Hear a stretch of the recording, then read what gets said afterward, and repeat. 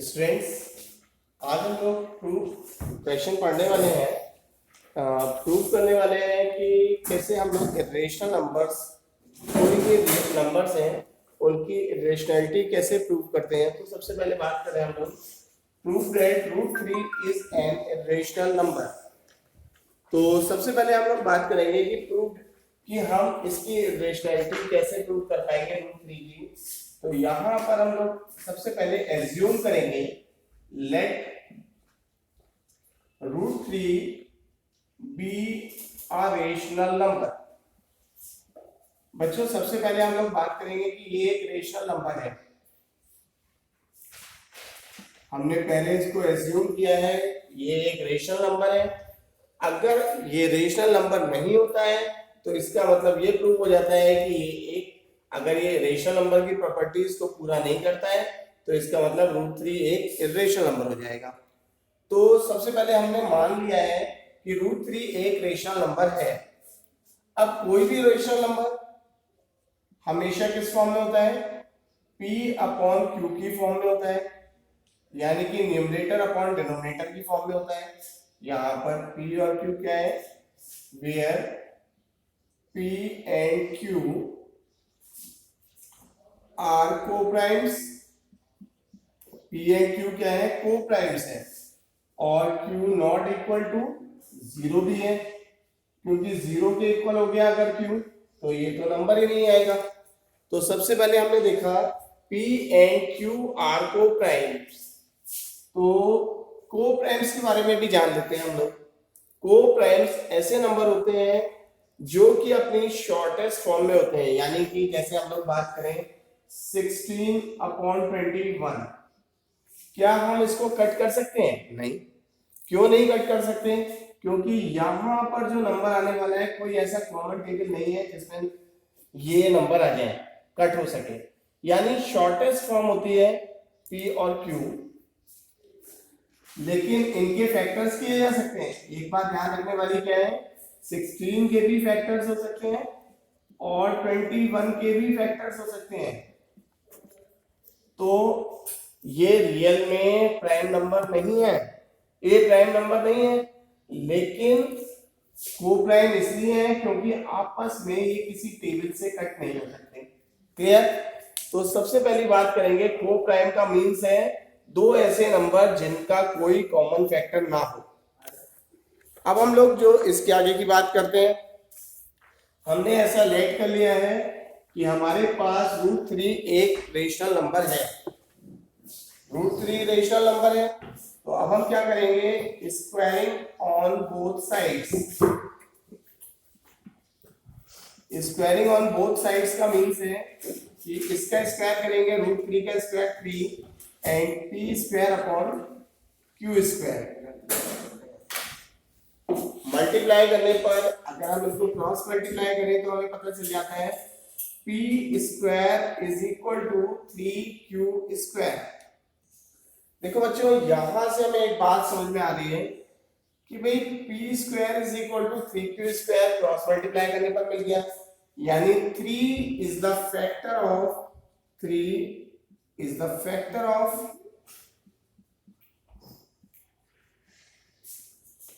P square.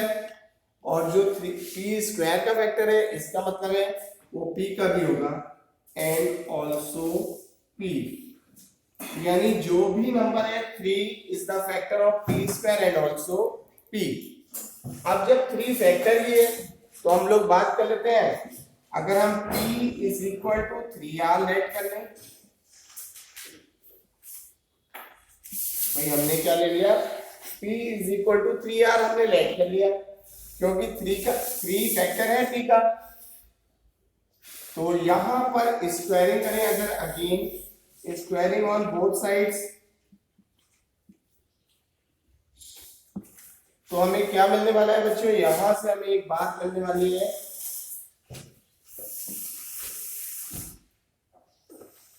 P square is equal to 9R square.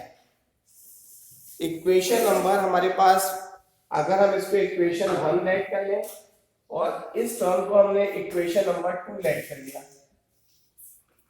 तो इन दोनों की वैल्यूज को हम लोग इक्वल रख सकते हैं from equation 1 and 2। From equation 1 and equation 2 हमें क्या बात पता चलनी चाहिए, पी स्क्वायर की दोनों वैल्यूज हैं, तो हम दोनों वैल्यूज को इक्वल रख सकते हैं। 3q square is equal to 9r square. अब ये 3 के टेबल से अगर 9 को कट करेंगे तो 3 टाइम्स बचेगा, यानी कि हमारे पास क्या बच जाएगा, q square is equal to 3r square. वाह।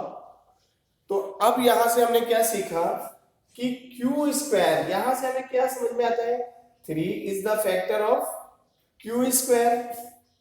3 is the factor of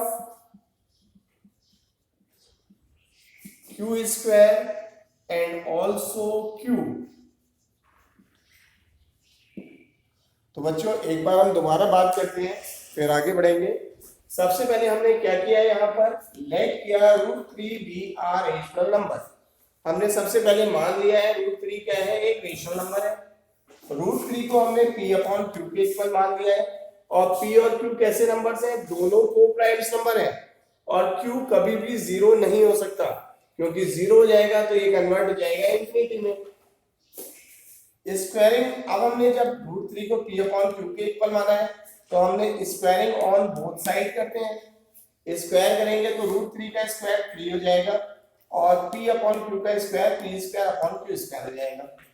cross multiply किया हमने इनको, क्रॉस मल्टीप्लाई करने पर हमारे पास p square is equal to 3q square हो गया, और यहाँ पर हमें 3 एक टर्म दिखाई दे रही है जो कि मल्टीप्लाई हो रही है q स्क्वायर से। तो हमने समझ लिया कि 3 जो है वो किसका फैक्टर है, p स्क्वायर का, और जो नंबर p स्क्वायर का फैक्टर है वो p का भी होना चाहिए। फिर जब p का एक फैक्टर 3 है तो हमने p equal to 3r late किया, और यहां पर हमने जब स्क्वायर किया तो हमें क्या पता चला, p square is equal to 9r square. From equation 1 and 2, one equation इसको ले हमने माना था, और ये सेकंड इक्वेशन है। यहां से हमें दो वैल्यूज पता चलती हैं p स्क्वायर की, एक तो 3q स्क्वायर है और दूसरी 9r स्क्वायर है। तो जब हमने q स्क्वायर की वैल्यू क्या हो जाएगी, 3r स्क्वायर हो गई। तो यहां पर हम जाके देख सकते हैं कि 3 is the factor of q square and also q। अब बच्चों हमने एक बात पहले ही मान ली थी, दो बातें समझ में आती हैं। 3 is the factor of p, 3 is the factor of q। ऐसा कैसे पॉसिबल है, क्योंकि हमने पहले ही मान लिया था p और q को प्राइम्स हैं, और को प्राइम्स का कॉमन फैक्टर नहीं हो सकता। क्या 3 का फैक्टर p भी है, 3 फैक्टर है p का, और 3 फैक्टर है q का, तो ऐसा कैसे पॉसिबल है। तो अब हम लिखेंगे यहां पर we know that, और डियर स्टूडेंट्स अब हमारे पास में लैंग्वेज लिखनी है, हमें बताना है कि ये क्यों नहीं है। अब हम लिखते हैं we know that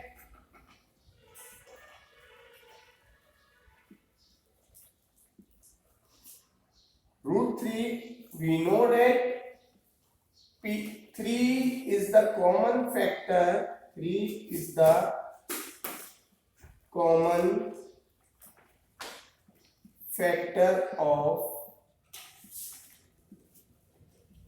p and q,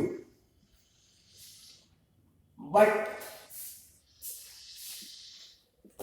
p and q are co-primes, p and q are co-primes।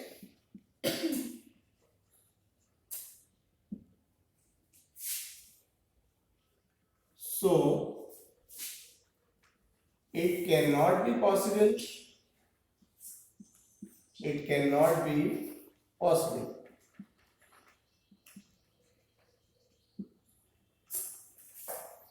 finally we can say that, finally we can say that our supposition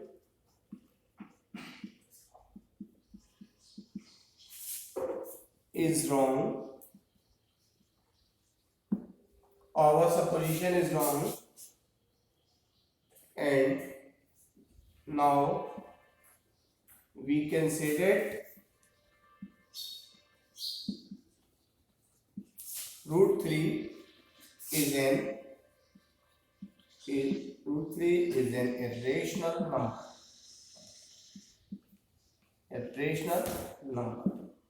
clear students? तो हम लोग इस तरह से रूट 3 को irrational number prove कर सकते हैं। अब हम आगे बात करते हैं, अगर इसी टाइप का कोई क्वेश्चन और मिले आपको, तब आप उस पर कैसे काम करोगे। सेम इसी पैटर्न पर तो मैं आपको उसको शॉर्ट में समझाता हूँ, और आप लोग इसको कॉपी में सॉल्व करोगे। तो इसको आप लोग अच्छे से नोट कर लीजिएगा, और इस वीडियो को बार बार देखेंगे तो आपको बहुत अच्छे से समझ में आ जाएगा। डियर स्टूडेंट्स, अब हम लोग बात करने वाले हैं, अगर हमारे पास रूट 3 की जगह रूट 5 होता, रूट 2 होता, इस तरह का कोई भी नंबर होता। अब हम बात करेंगे रूट 5 की, तो बहुत इजी। अगर हम इजी स्टेप्स में बात करें तो सबसे पहले वही लेट करेंगे, root 5 is an irrational number.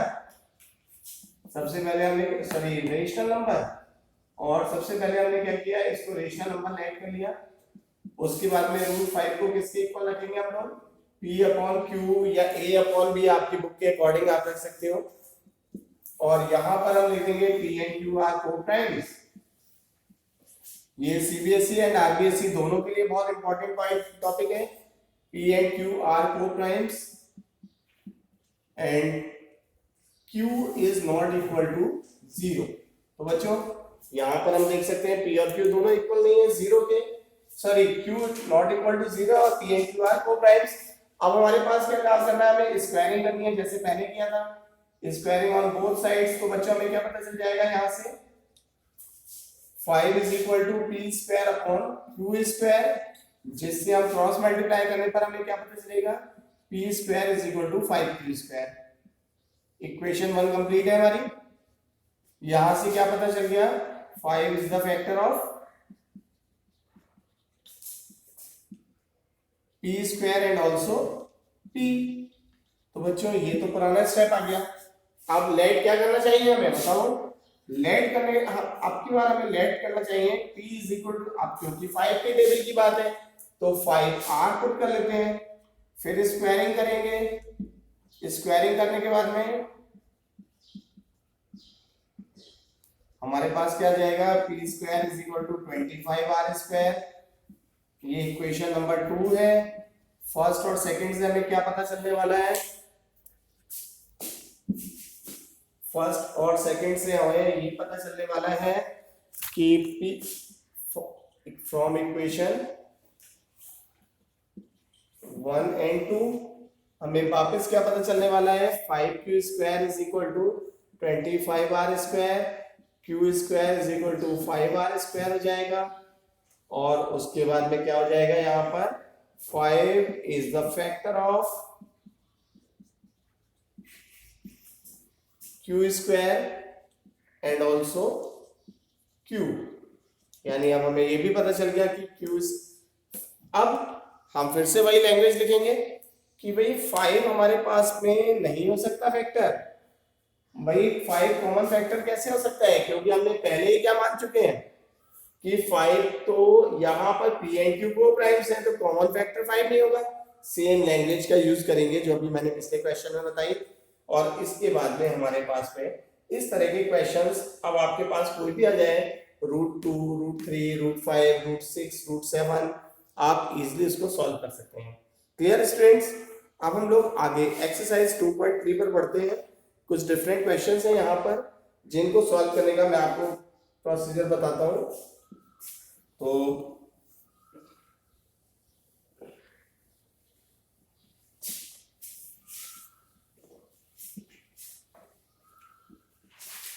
Students यहां पर हमारे पास एक क्वेश्चन आ जाता है, to tell 7 root 5 is an rational number. बहुत इजी क्वेश्चन है, हम इसको इसी मेथड से सॉल्व करेंगे।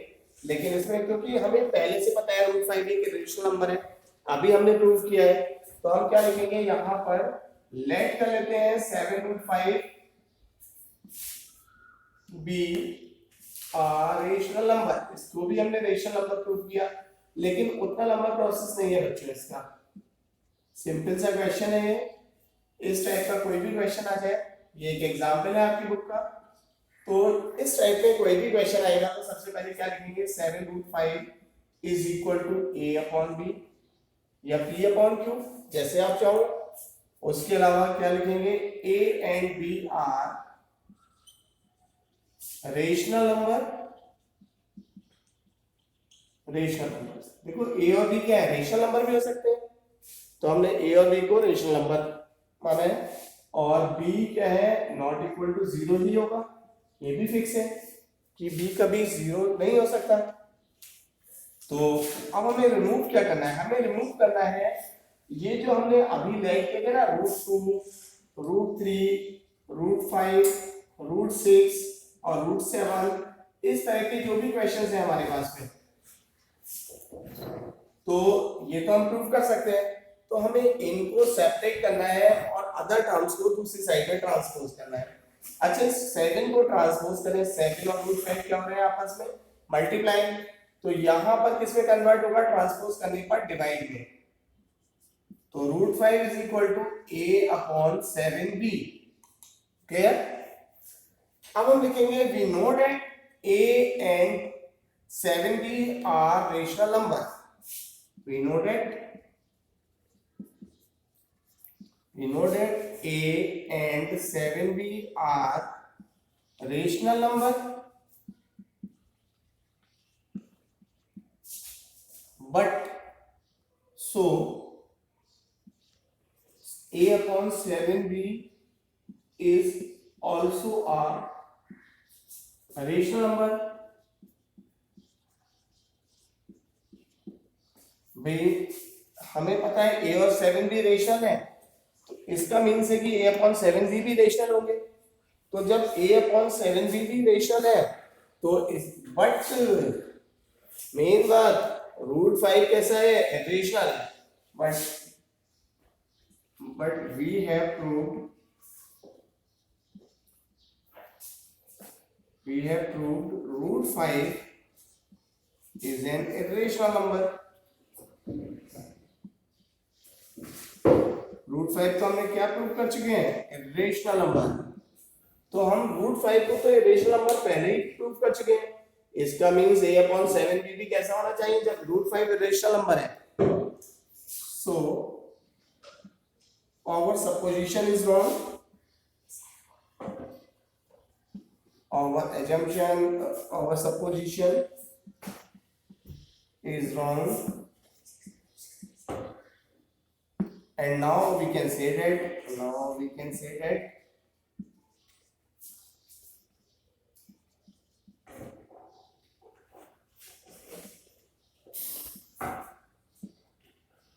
a of 7√5 is an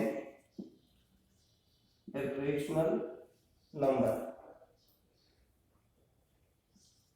clear guys.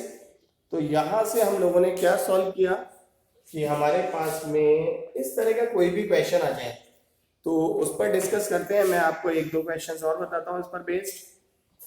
Suppose that language लिखने का काम है आपका, लैंग्वेज आप कुछ भी लिख सकते हैं, अपनी बुक के अकॉर्डिंग भी लिख सकते हैं। ये एक इजी लैंग्वेज है जिसका आप यूज कर सकते हैं। तो बच्चों अब हम लोग बात करेंगे यहाँ पर अगर कुछ क्वेश्चन चेंज हो जाए, थोड़ा सा चेंज क्वेश्चन किस तरह का हो सकता है। जैसे हमारे पास क्वेश्चन आ गया 3 + 2√5। ये कोइंसिडेंट है कि हर बार क्वेश्चन में √5 ही आ रहा है, बट कोई प्रॉब्लम नहीं है, कोई भी काम हो हम इजीली प्रूव कर पाएंगे। 3 + 2√5 इज एन इरेशनल नंबर। वही काम 3 + 2√5 को हमने पहले लिख दिया रेशनल नंबर है और a अपॉन b के इक्वल है, where a and b coprimes, ab coprimes. और क्या लिखेंगे, और हम लिखेंगे कि b नॉट इक्वल टू 0। ठीक है बच्चों, शॉर्ट में समझा रहा हूं मैं आपको, लैंग्वेज का यूज आपको करना है। अब ट्रांसपोज कर लेते हैं, 2√5 को यहां पर रखते हैं a अपॉन b की तरफ इस 3 को ट्रांसपोज कर लेते हैं, किस चीज का हो जाएगा, माइनस का। ठीक है, एलसीएम लेते हैं, b a माइनस 3b 2√5। तो बच्चों हमारे पास क्या टर्म आने वाली है। अब हम लोग सोचते हैं कि भाई ये 2 को भी हटाएं, यहाँ से रिमूव करें, ट्रांसपोज करें, तो √5 इज इक्वल टू, ये 2 कहाँ आएगा, डिवाइड में a minus 3b upon 2b। अब हम वापस ये लिखेंगे कि भाई हमारे पास में a minus 3b upon 2b, ये कैसे नंबर है, a 3b and 2b are rational numbers. कैसे नंबर है ये, रेशनल नंबर्स है, a minus 3b 2b are rational numbers. It means a minus 3b upon 2b भी कैसा होगा, रेशनल ही होगा। But we know that √5 is an irrational number. इसका मतलब हमारा जो हमने जो सपोजिशन किया था, सपोज किया था इसको रेशनल नंबर मानने का, वो हमारा रॉन्ग हो चुका, और हमारा our supposition is wrong, so we can say that √5 is an irrational number. √5 irrational है, इसका means 3 + 2√5 is also an irrational number. कोई डाउट बच्चों? इस पर बेस्ड क्वेश्चन है आपकी एक्सरसाइज 3.4 में, 2.3 में सॉरी। तो आप लोग ऐसे क्वेश्चन सॉल्व करेंगे अपनी बुक के, और उसके बाद में फिर मैं आपको नेक्स्ट एक्सरसाइज जो कल सिखाने वाला हूँ वो है 2.4, जिसमें कि हम लोग decimal expansion of rational numbers को फाइंड आउट करेंगे। ये कॉम्पिटिशन में भी बहुत काम आते हैं ऐसे क्वेश्चंस। तो अब हम इनको कल डीपली इसको मैं आपको एक्सप्लेन करूंगा एक्सरसाइज को। Okay students, now thanks.